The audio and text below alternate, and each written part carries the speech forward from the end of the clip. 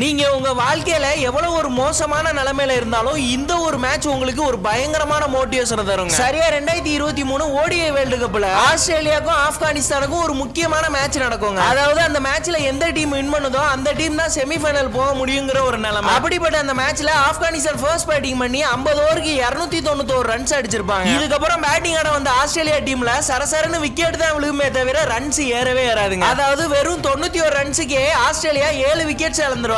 அவ்வளவுதான், ஆப்கானிஸ்தான் தான் வின் பண்ண போறாங்கன்னு ஒட்டுமொத்த கிரிக்கெட் ஃபேன்ஸ் நினைக்கும் போது கரெக்டா 9வது ஓவர்ல நம்ம கிளென் மேக்ஸ்வெல் பேட்டிங்ல களத்துக்கு வந்து நம்ம எப்படியாச்சும் இந்த மேட்சை வின் பண்ணணும்ங்கற மைண்ட் செட்ல ஒவ்வொரு பந்தையும் 6 4ன்னு கடாசி ஒரு கட்டத்துல அவர்னால ரன்னே ஓட முடியாதுங்க. கால்ல இன்ஜுரி ஏற்பட்டுரும். அப்படி இருந்தும் அவரு அந்த சிக்ஸஸ் அடிக்கிறத நிறுத்த மாட்டாரு. இப்படியே மேக்ஸ்வெல் கிட்டத்தட்ட 47 ஓவர் பேட்டிங் பண்ணி அந்த மேட்ச்ல மொத்தமா 201 ரன்ஸ் அடிச்சு தனி மனிதனை ஆஸ்திரேலியா வின் பண்ண வச்சு செமிஃபைனல் கூட்டிட்டு போயிருப்பாரு.